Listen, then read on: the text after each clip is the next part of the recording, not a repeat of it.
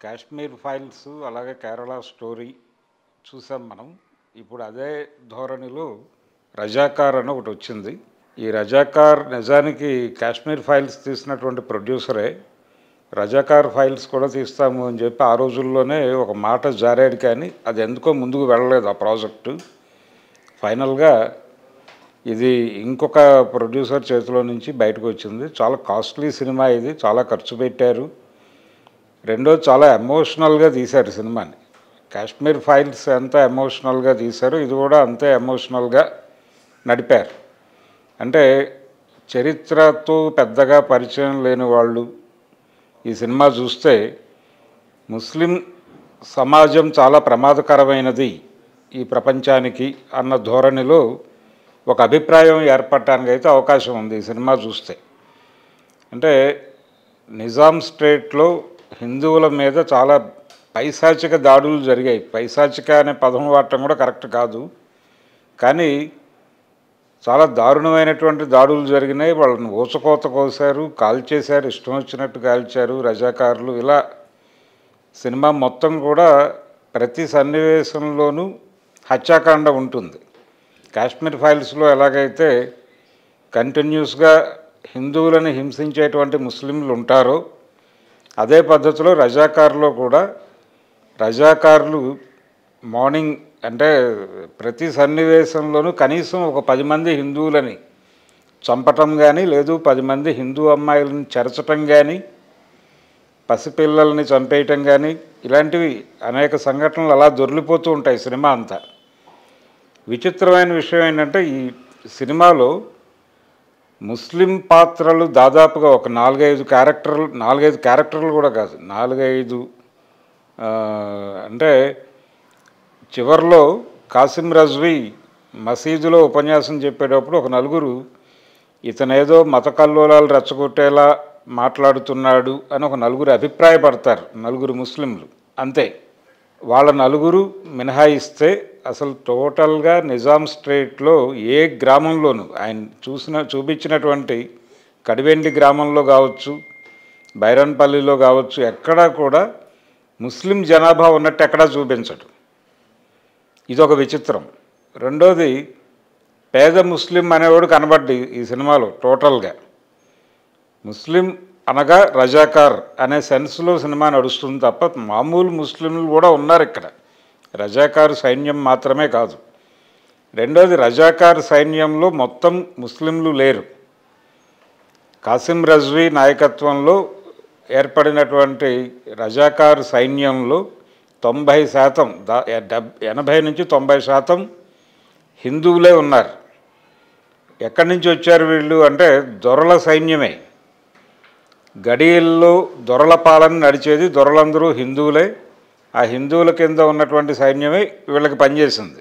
అంటే నిజానికి ఈ దొరలందరూ తెలంగాణ సాయుధ రైతాంగ పోరాటంలో హైదరాబాద్ పారిపోయి పోరాట విరమణ జరిగిన తర్వాత వెనక్కి వచ్చారు. పోరాట విరమణ జరిగి పోలీస్ యాక్షన్ జరిగిన తర్వాత తిరిగి గ్రామాలకు వచ్చినప్పుడు ఆ సన్నివేశాన్ని వట్టికోట ఆళ్వార్ స్వామి గారు అలాగే దాశరథి రంగాచార్య గారు వర్ణించారు తమ రచనల్లో. రంగాచార్య గారి నవలలో ఒక సీన్ ఉంటుంది, మోదుగుపూలులో ఓపెనింగ్ షాటే అది, మోదుగుపూలు అనేటువంటి నవలలో. అంటే ఒక దొర తిరిగి గడికి వస్తూ ఉంటాడు, పోరాట విరమణ జరిపేస్తుంది. అప్పటికి కమ్యూనిస్ట్ పార్టీ పోరాట విరమణ జరిపేసి ఉంటుంది. పటేల్ సైన్యం హైదరాబాద్ సంస్థానాన్ని యూనియన్లో విలీనం చేసేసి ఉంటుంది. వస్తూ వెనకాల ఒక సైన్యం వ్యాను, ముందు ఒక సైన్యం వ్యాను వెడుతూ ఉంటుంది, యూనియన్ సైన్యం. మధ్యలో ఒక వెహికల్లో ఈ దొర ఉంటాడు. అతను అనుకుంటాడు, తనలో తాను అనుకుంటాడు, ఏమనుకుంటాడంటే ఇదే ప్రొటెక్షన్ నాకు నిజాం ఇచ్చుంటే నేను అసలు ఈ ఊరు వదిలి వెళ్ళాల్సిన అవసరమే వచ్చేది కాదు కదా, అగత్యమే వచ్చేది కాదు కదా అనుకుంటాడు. అది వాస్తవం. ఈ సినిమాలో చూపించింది ఎగ్జాగరేషన్, విపరీతమైనటువంటి ఎగ్జాగరేషన్ చేసి ఈయన చెప్పదలుచుకుంది ఏంటి, కొన్ని జరిగిన వీళ్ళు జనరల్గా చేసే పని ఏంటంటే కొన్ని సంఘటనలు ఇప్పుడు నైజాంలో రజాకార్ల ఆ, రాక్షసత్వం నడిచిన రోజుల్లో అని చాలామంది మాట్లాడతారు. చాలామంది దాన్ని జ్ఞాపకాలుగా తరతరాలకి బట్వాడా చేస్తున్నటువంటి సందర్భం కూడా ఉంది. కొన్ని ప్రాంతాల్లో కొన్ని దారుణాలు జరిగిన మాట వాస్తవమే. కానీ దాన్ని జనరలైజ్ చేసి చెప్పటము అన్న దగ్గర తప్పేమిటి చెబితే అని అంటారు. కానీ ఎందుకు చెప్తున్నారు, ఏ కాంటెక్స్ట్లో చెప్తున్నారు అనేది ప్రధానం. ఏ కాంటెక్స్ట్లో చెప్తున్నారంటే వీళ్ళు చెప్పదలుచుకున్న విషయానికి అనువైనటువంటి సంఘటనలను ఏరి ఒక వరుస క్రమంలో కూర్చి ఈ సినిమా తీశారు. వీళ్ళు చెప్పదలుచుకున్న విషయం ఏంటంటే తెలంగాణ ప్రాంతంలో అంటే నైజాం స్టేట్లో నిజాం ప్రభు పరిపాలనలో ఇక్కడ హిందూ సమాజం తీవ్రమైనటువంటి అణిచివేతకి గురైంది, హింసాకాండకి గురైంది. ముఖ్యంగా రజాకార్ల కాసిం రజ్వీ రజాకార్ సైన్యాన్ని నిర్మించి ఊళ్ళ మీద దాడి చేయటం ప్రారంభించిన దగ్గర నుంచి ఇక్కడ హిందూ సమాజం తీవ్రమైనటువంటి ప్రాణ నష్టాన్ని చూసింది అనేది ఎస్టాబ్లిష్ చేయదలుచుకున్నారు. ఈ చేయదలుచుకుని దీని ద్వారా ఏం చెప్పదలుచుకున్నారు వీళ్ళు అంటే గతంలో జరిగినటువంటి దుర్మార్గాలు మొత్తాన్ని మేము ఆ చరిత్రను తవ్వితీసి మీ ముందు పెడుతున్నాము అనే చెబుతూనే ఇక్కడ ఉన్నటువంటి హిందూ ఓటు బ్యాంకును కన్సాలిడేట్ చేసేటువంటి ప్రయత్నం, ఇస్లాంని కార్నర్ చేయటం మాత్రమే కాదు, ఒంటరిని చేయటం. ఈ ఒంటరిని చేసే క్రమంలో వీళ్ళు కమ్యూనిస్టులను కూడా కలుపుకునే ప్రయత్నం చేశారు. ఈ సినిమాకి పెట్టుబడి సమకూర్చింది సంఘ్ పరివార్ తాలూకా మనుషులు అనేది స్పష్టంగా కనిపిస్తూనే ఉంది. చాలా విపరీతంగా ఖర్చు పెట్టారు. చాలా అంటే ప్రతి సన్నివేశంలోనూ దానికి ఎంత అవసరమో అంత డబ్బులు పెట్టారు. అది ఎఫెక్టివ్గా రావడానికి ఏం చేయాలో అంత శ్రమ పడ్డారు, అంత కష్టము పడ్డారు. మేకింగ్ పరంగా ఈ సినిమాలో వంక పెట్టడానికి ఏం లేదు. మేకింగ్ అద్భుతం. కాకపోతే ఆ చెప్పిన చరిత్రలో ఉన్నటువంటి అపసవ్యాలు మాత్రం దారుణం. అంటే చెప్పాలి ఎందుకు తీశారు సినిమా, ఆ ఉద్దేశం ఏమిటి అని కనుక చూస్తే అది చాలా దుర్మార్గం. ఇక్కడ నిజాం స్టేట్లో ఉన్నటువంటి ముస్లింల మీద విపరీతమైనటువంటి వ్యతిరేకతని కలిగించటం ఈ సినిమా ఉద్దేశం. తద్వారా ముస్లిం సమూహాన్ని ఒంటరిని చేసి కార్నర్ చేసి లొంగదీసుకోవటం, హిందూ ఓట్ బ్యాంకును కన్సాలిడేట్ చేసుకోవటం, ఈ ప్రోగ్రాంలో భాగంగా ఈ సినిమా తీయటం జరిగింది అనేది సుస్పష్టం. సినిమా థియేటర్లోకి వెళ్ళినటువంటి ప్రేక్షకుడికి ఈ అనుభూతి కలుగుతుంది. ఈ చరిత్ర తెలియనటువంటి అంటే నిజాం సంస్థానంలో నిజాం పరిపాలనలో ఇక్కడ ప్రజలు ఎలా ఉండేవాళ్ళు, నిజానికి బతుకమ్మ అనే ప్రోగ్రాం మొదలుపెట్టించిందే నిజాం.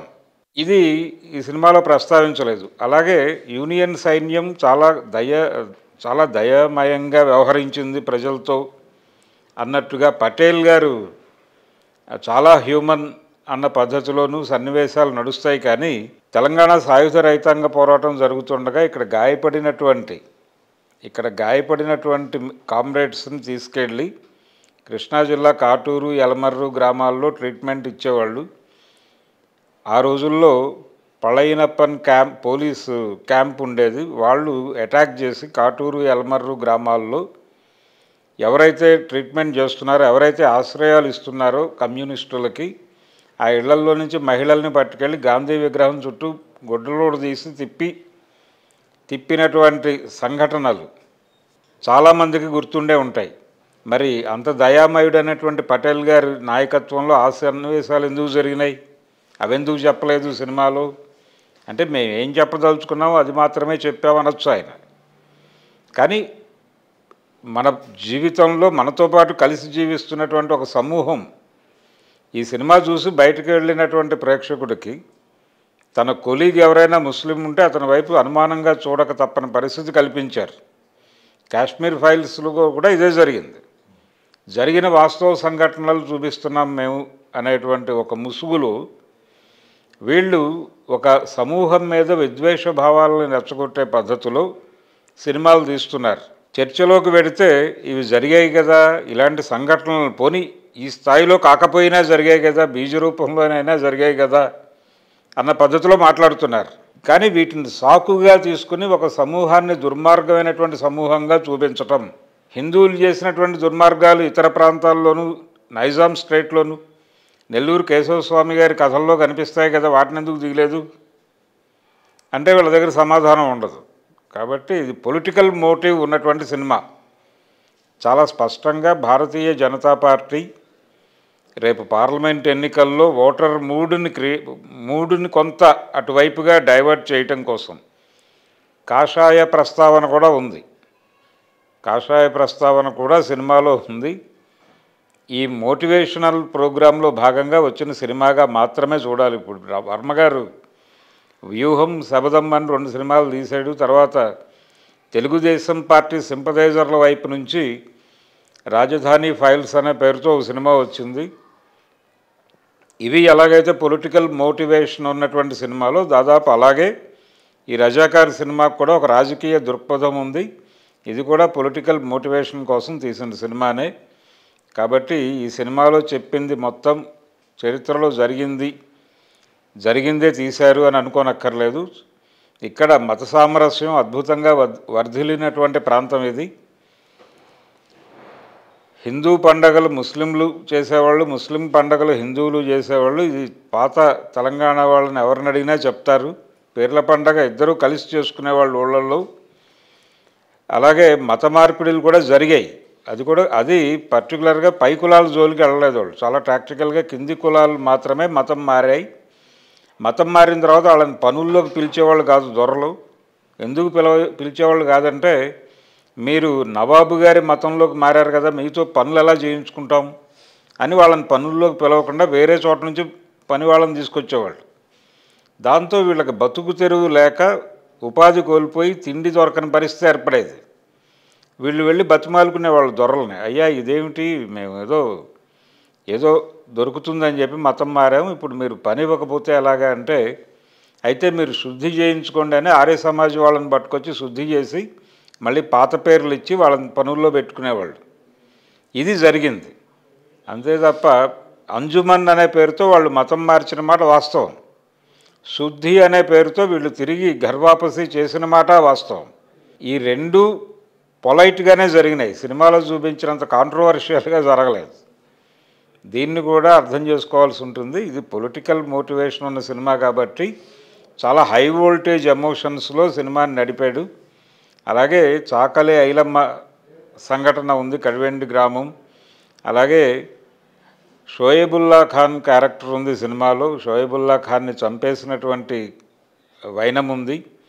షోయబుల్లా ఖాన్ భుజం మీద తుపాకీ పెట్టి ముస్లిం సమాజాన్ని కాల్చే ప్రయత్నం డైరెక్టర్ గారు చాలా స్పష్టంగా చేయగలిగాడు. టెక్నికల్గా చాలా సౌండ్ సినిమా ఇది. అంటే ఒక పాన్ ఇండియా సినిమా చేయదగ్గ కెపాసిటీ డైరెక్టర్కి ఉందనే విషయం క్లియర్గా అర్థమవుతుంది. సెట్స్ చాలా బాగా వేశారు. అలాగే సీజీ వర్క్ ఇవన్నీ చాలా బాగా డిజైన్ చేసుకున్నారు. ఇందులో వాళ్ళకు కావలసిన అన్ని ఎలిమెంట్స్ పెట్టారు. కమ్యూనిస్టుల్ని కలుపుకుని వెడుతూ సాయుధ పోరాటాన్ని, తెలంగాణ రైతాంగ సాయుధ పోరాటాన్ని తక్కువ చేయకుండా చూపించారు. ఎందుకు చూపించారంటే, ఆ సాయుధ పోరాటంలో లబ్ధి పొందిన వాళ్ళలో హిందువులు ఎక్కువ. అలాగే దాన్ని నిజాం వ్యతిరేక పోరాటంగా మాట్లాడే ప్రయత్నం చేశారు. ఇది ఈ సినిమాలోనే కాదు, మా భూమిలో కూడా జరిగింది. అది నరసింహరావు గారు తీసినటువంటి మా భూమిలో నైజాం సర్కరోడా అని పెట్టినటువంటి పాట, బండెనక బండి గట్టి గద్దర్ పాడిన పాట, అది నిజానికి ఒరిజినల్ వెర్షను నైజాం సర్కార్ని దృష్టిలో పెట్టుకుని రాసిన పాట కాదు, సినిమా కోసం మార్చారు. ఇలా అంటే ఎవరి పద్ధతిలో వాళ్ళు సినిమాటిక్ లిబర్టీ అనే పేరుతో వాళ్ళ ప్రయోజనాల కోసం చరిత్రని వాడేసుకునే ప్రయత్నం అందరూ చేశారు. ఇందులో విచిత్రం ఏంటంటే, ఈ సంఘ్ పరివార్ కమ్యూనిస్టు ఉద్యమాలని, అలాగే పుచ్చలపల్లి సుందరయ్య గారు, చంద్రరాజేశ్వరరావు గారు, వీళ్ళందరూ కూడా మనవాళ్లే, మన హిందువులే, వీళ్ళందరినీ కలుపుకుని పెడదామన్న ధోరణిలో వీళ్ళందరికీ నివాళులు అర్పిస్తూ ఒక పాట కూడా పెట్టారు. అంటే చాలా వ్యూహాత్మకంగా అందరినీ కలుపుకుని, కమ్యూనిస్టులతో సహా అందరినీ కలిపేసుకుని ముస్లిం సమాజాన్ని మాత్రం ఒంటరిని చేసి కార్నర్ చేసేటువంటి ప్రయత్నం చాలా బలంగా చేసినటువంటి సినిమా, ఇంటెన్షనల్గా చేసినటువంటి సినిమా రజాకార్.